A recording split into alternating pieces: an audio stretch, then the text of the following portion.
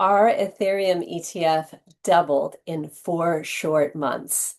Better yet, if you know a simple trick, you can avoid capital gains if you capture some gains. So all this and more, including should you be investing in Ethereum, Bitcoin? What is that simple little trick? What about some of the other cryptocurrencies? Do you need to drop down the rabbit hole and follow a YouTube person and really discover what crypto is all about? Is there cliff notes? Are there crypto hacks that you should be aware of? All this and more, including a summary of gold and silver and other safe havens, including stable coins, in this video conference. Remember, it's free. You can share it with your friends. I encourage you to. And you can always watch it back, youtube.com/Natalie Pace. And I'm also on Substack if you'd prefer to listen to it as a podcast as Natalie Pace. Okay, we'll get started in just a moment. Be sure to subscribe both places so that you're notified whenever I do a new video conference. All right, so let's get started. So let's start with just the charts. You know that I'm telling you the truth. And we are using iShares as our sample funds because they are owned by BlackRock, and BlackRock has an AA minus credit rating. So it's really important that you know the fund company. And I'm going to give you an example of that. I'm going to write that down so I don't forget to give you that example. Because if you purchase a great investment from the wrong fund company, you could still lose a lot of money. And I have a 2 times gold bull fund that illustrates this in spades for us. So which fund you buy is super important. But let's go take a look at the fund that we were talking about from iShares, and that is the Ethereum fund, ETHA. So here it is. This is a fairly new fund. Let's do this 3 year. So we've actually been listing this since October of 2024. And it has more than doubled. As you can see here is where it was in September, there's October, and then it went down again, and it went all the way in April down to 12. So those people that bought it, either low, and again, you could have bought and then you could have sold a little. It's not all or nothing. In our pie chart strategy, you are properly diversified, and when your slice of however much you should own of that Ethereum doubles and becomes 2 slices, it's screaming at you to sell high. And if it goes way down, it's saying buy more low, right? So rebalancing once, twice, or 3 times a year and making sure that you are mocking up those pie charts is essential. So be sure that that's happening for you. Hang on, I got to do one quick host thing here. Okay. All right, so just remember that all these things are really important. The fund that you buy it from, capturing gains once, twice, or 3 times a year, the pie chart strategy, all of this. And if you aren't familiar with our pie chart strategy, of course, I outline it in the ABCs of Money and at my retreat. So if you want the book, you can get the book easily, very affordable. But if you want to learn and implement it and continue up that path to wisdom, an investment in the Financial Freedom Retreat is probably a good idea. So again, Ethereum, when we first started listing this particular trust, which was right after it became available, right? It only became available in July. And then we have a Financial Freedom Retreat in June, and the next one is in October, right? So we listed this in October. And again, even then you could have bought it and you would already have almost doubled at this point. It went way up and then it came back down again. And here it was in April down to 12. And again, it's more than double. So it's a really important for you to realize that things that move around like that, the pie chart strategy is designed for this. If you're just watching your brokerage statements, it becomes a lot harder because it'll say you're winning. It's putting a plus sign in green. It's saying keep going, you're winning. Our pie chart strategy, if one slice becomes 2 or 3, it's saying sell high, right? On the other hand, if we hit crypto winters, we hit volatility, we have pandemics, we have April of last, just 4 months ago, April, right? That was when stocks were down 20%. It dragged down crypto. And that's something else that we'll talk a little bit more about, especially when we're talking about gold and silver. So this is important is to have a well-diversified plan that you rebalance once, twice, or three times a year. So the other one that you could have been interested in would have been Bitcoin. We first were featuring this one in April of 2024. It just became available in January, right? So we had a retreat, our first retreat where we listed it was in April. And again, even with that one, if you were moving into it, you would almost have doubled your money. And by the way, when we do our retreats, and if we find some funds that we like we liked Bitcoin when it first became available in this ETF, we liked Ethereum when it first came available in the ETF, I will highlight it in blue or black. If it's in black, it's saying, hey, this is an all-time high. So dollar cost average, take your time. If I highlight it in blue, I'm saying this could be a good price, but I would still dollar cost average because stocks are at an all-time high.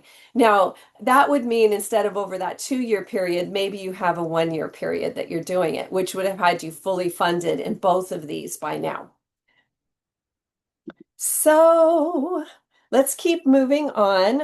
Um, how do you pay? I did say at the beginning of this that I was going to tell you how you can do all this without capital gains. Because let's say that you really have a lot of money that you make in Bitcoin and it's on Coinbase or some other crypto exchange. And there are people like that. They bought it early and they really are game on. They made a lot of money, but they could be paying 38% taxes on it if it's short-term capital gains. If it's long-term capital gains, it's a smaller portion than that. But you can have no capital gains if you're doing it inside your IRA.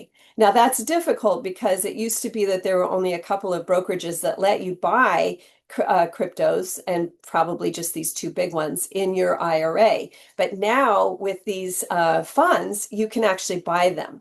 So this is fairly new. It's only been around for about 18 months of well, almost 2 years now with the Bitcoin one. And so this is something to think about. Now, I'm going to use another example is that Peter Thiel has reportedly by ProPublica over $4 billion in his Roth IRA. And that is because he's sticking his HOTS in there. He's sticking all his warrants in there. So I would just say that's what I do in my plan. Many of us have like a retirement account.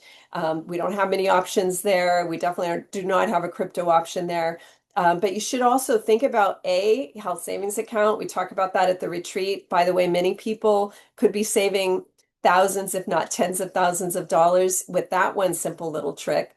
But the other trick is putting your crypto again in your own individual retirement account. If it's in the Roth IRA, any individual Roth retirement account, you are not supposed to pay capital gains taxes as long as you cross the I's and dot the T's. On the Roth, you don't have to pay income taxes when you pull it out either. Okay, so these are why, these different accounts can have different holdings, and it's all of these accounts put together, plus your checking and savings, etc., that equate to the overall pie chart. Okay. All right, so let's move on to other cryptocurrencies. Now, there are a lot of people are like, oh, I'm going to follow this person and learn about cryptocurrency. I'm going to follow that person. But I think there's some really important things that you need to be understanding and thinking about. And that is this, is that cryptos, first of all, Bitcoin is massive, right? So this is one that is just very well known. It's worth $2.2 trillion. Ethereum is worth $522 billion. And from there it goes down. I mean, we have tethers that they have certainly come up a lot, and that's since the stable coin. So these are things to be aware of, but there are other ones like that were really popular in the past that are not popular at all anymore, even with crypto very close to an all-time high. So here's Cardano, right? And you can see here that, in 2021, which was the prior high for most of the cryptos, This one was super high for this particular one. And now, it's way down here to 82, and it's not anywhere close to its 2021 highs. Bitcoin, Ethereum are all much higher. And the same thing is for Bitcoin Cash. So I would just be extremely careful with thinking that you can drop down the rabbit hole and learn a lot about cryptocurrencies. A safer strategy would be to go with the bigger ones. Everything enters a crypto winter when we hit those. And that's another reason why you need to make sure that it's part of a diversified plan and that you are capturing gains instead of just riding it. Because, and let's talk about that a little bit. So, what happened here when we go back to that chart, you can even see that in Bitcoin, it went down a little bit in April, right? You can see that Ethereum went way down in April. It was all the way up at 28. Oh, hold on, that's actually 31, almost where it is now, and it went all the way down to 11 by mid, when the low was. So what happened is that the tariffs talk was began, and then we had a lot of sales on Wall Street. And in fact, stocks dropped 20% in April, right? So whenever you see something like that happen, if you're dollar cost averaging, that's a time to buy more. That, even if it's not a scheduled time, if you see something has dropped 20%, then that might be a really good time to buy more at a lower price. So, the when even though these are called safe havens, and gold and silver would be in there too. Gold and silver are more popular with older people, and crypto is more popular with younger people, but there are certainly crossovers there. But in general, when a younger person thinks safe haven, they're thinking of crypto. And when an older person thinks of safe haven, they might be thinking about gold or silver. Both of them say, oh, it never goes down. Both of them do go down. And that's important to realize. And again, capture gains, rebalance. But in the beginning, if stocks start to go down, they pull down everything with them. So the price of Bitcoin and Ethereum and other cryptos and gold and silver can also get dragged down. Then there comes a point if stocks keep sinking where everybody goes, you know what? I'm losing so much money here. The only thing I really believe in now are these safe havens. So I'm going to be moving into gold or silver or crypto. And they decouple from this downtrend and then they can kind of soar. Now, it's also important to remember that, you have to be careful of buying high because everybody buys high hoping they're going to sell higher. But sometimes when it is the all-time high, then we have a period of prolonged problems, right? So we saw that the all-time high for gold and silver was in 2011, and then gold dropped by about 40%, and it stayed there for 9 years. Silver dropped by half or more, and it stayed there even longer. So these are important things to remember, and it's another reason why we don't just ride the roller coaster or ride through the crypto winters. Um, okay, so I think we also need to talk about that fund I told you about and why we need to be purchasing from a reputable fund provider. So a lot of people will say, okay, I'm interested in a Bitcoin ETF, and they'll just Google it, and they may even chat GPT it now, they might AI it, and they'll get all these lists of all these things, but it's not vetting in the way that you should be vetting. And I'm going to give you the cautionary tale. And there's one here that is, again, it's a 2 times gold bull fund. So technically, this should be performing at twice the speed of gold. And gold is very close to an all-time high. It just hit it like Monday. So let's take a look at how this particular fund has been performing. So it had a good ticker symbol, Nugget, NUGT. Now I'm going to go ahead and click on Max. So what you see here is that even though gold is very close to its all-time high, this particular fund is nowhere near its all-time high, nowhere even near it. Now you might say, well, how is that if it's a 2 times gold bull fund? And it's because this particular leveraged fund company got into trouble with its leveraged oil funds. And that happened in the pandemic. That's when this one really tanked, and it has never recovered since.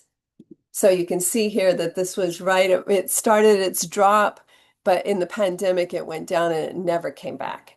So this is pretty important to realize is that the fund company itself, it's not the only fund they sell. And even if this fund is going to do well, if the other funds don't, and the company itself gets into trouble, they can charge you hidden fees, management fees, maintenance fees, all these things, in addition to the fact that you could lose, even though by the title of it or what it's invested in should be winning.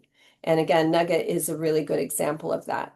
I also must, in this space, talk a little bit about fraud. So, I have seen so much fraud, and it's absolutely heartbreaking in this space. And that is that people can reach out to you, these, YouTube gurus, etc. And this is why you have to be really careful. And they can mock up statements that look real, that show you how much money you are making. And that can be such a problem for people. I mean, because then, you start seeing dollar signs in your eyes like a cartoon character. And I know one person that bought or got a loan, a very high interest loan, and they invested all of it in this one thing that they thought was real, and it was complete fraud. And it was a heartbreaking thing. Now, this isn't one person and that's a one-off. This is a lot. Like if you Google FBI and crypto fraud, you're going to see that this was just a big, big problem, has been a big problem over the past few years. And those are the ones that you do not hear about.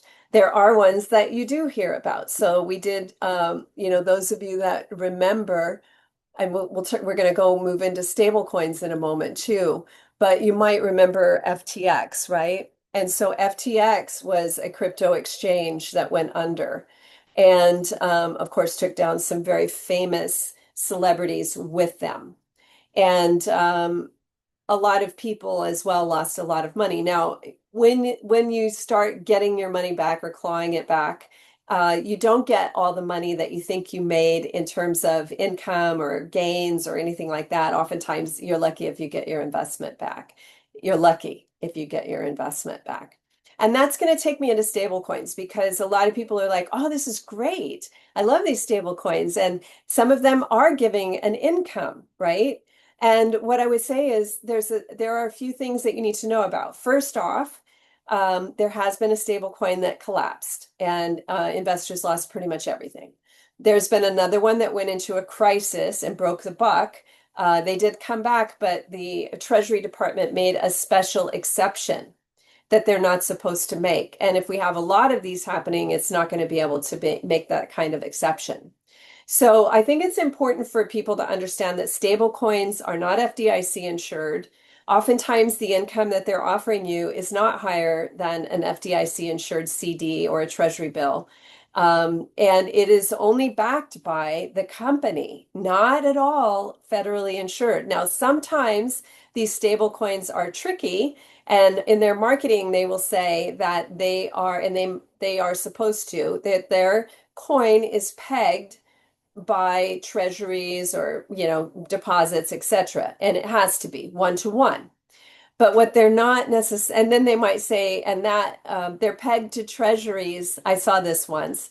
They are pegged to treasuries that are backed by the US government. So if you looked past that little word that, you might have thought that stablecoin was backed by the US government. It's not. So it's really important if you are going to invest in stablecoins to understand it's not federally insured, that it's only backed by the company offering it, that the yield is often not as competitive or only as competitive as something that is federally insured, and that if it's offering you a higher yield, that could be actually a problem. And that leads me into another one of the stable coins that did collapse, Terra Luna. Okay, so let's take a quick look at that one. So what happened with Terra when Terra Luna had a problem is that Voyager Digital also had a problem. Now, prior to that, they were giving you as high as like 12%. They were really giving you a really good yield. And then, of course, they just collapsed. So that's pretty important. This is the one that had the broke the buck, and it was during the Silicon Valley failure. It was Circle's stablecoin because they had all of their reserves were at Silicon Valley Bank, and most of those were not insured. Which brings me to another thing on the safe side of your money. You have to observe FDIC insured levels because we live in a debt world. Like a decade ago, it wasn't as important. It's super important today. So all of these things, look, this is why we spend one day on what's safe at our financial freedom retreat, because you need to know that we live in a different world. We have not seen these levels of unprecedented debt. We did see it in the Great Recession, but it's about twice as much, more than twice as much. A lot of us hear about 37, almost 38 trillion in public debt. We do not hear about 103 trillion in total debt and loans. Most people are not aware that over half of the S&P 500 is at or near junk bond status, including a lot of banks, insurance companies, brokerages, etc. So it is very important for you to be really aware of where your safe money is. Most people are experiencing paper losses and they're told, "Oh, don't worry about it." Well, your net worth just went down. Your FICO score went down. And by the way, if those paper losses are in a junk bond, especially one with a long term, you're not getting it back. So really important that we know what we own and why, that we're the boss of our money, and we know how to fit in or not, crypto, gold, silver, a diversified plan that also includes, hot technology, the multi-trillion dollar technology companies that are leading all the gains on Wall Street. We had two slices of them. One was large cap growth, and the other one was our tech B. So if you are missing out on these two hot slices, you weren't participating in all the great gains on Wall Street. If you did have them, then it might be a great idea to capture gains where stocks are pretty close to their all-time highs. All right, so I'm going to go ahead and stop it here for just a moment. And if anybody has a quick question, raise your hand and we'll go to you. Okay, so again, it's our final retreat of the year is the October retreat. It's 11 through 13 of October. The 13th is a Monday, but it's a national holiday. So most people have that day off. You probably don't have to take off from work. Day three is what's safe all day long, pretty important for anybody over the age of 40. And the other things that are coming up, so there's that retreat. And you're going to get the best price if you come with friends and family, or if you're a repeat attendee or a volunteer. Also, if you go to the menu, you can find that we're going to do a bond fixed income without paper losses masterclass October 18th, which is the following Saturday. We do offer a bundling discount, and in fact, our best price is if you purchase a 12-month all access pass so that you get our rebalancing masterclass, our stock masterclass, and I'm open to what other kind of masterclass that you might be interested in. Email info@nataliepace.com. We'd love to have you at the next retreat. We do limit attendance and it is getting close to that limit. So if you are interested, I do encourage you to register right away. And thanks again for joining me. Let me know what you guys are interested in learning more about. If you see something that looks interesting, but you're a little worried it might be a scam, email info@nataliepace.com. Because if you're getting it, chances are there's a lot of people who are. And we want to be on top of that. We want to warn you if it's a scam. We want to say, hey, you know what? This looks too good to be true, but it actually might be. So we're happy to do that. Again, email info@nataliepace.com. Let me show you how you can connect with me on social because I do daily money tips as well.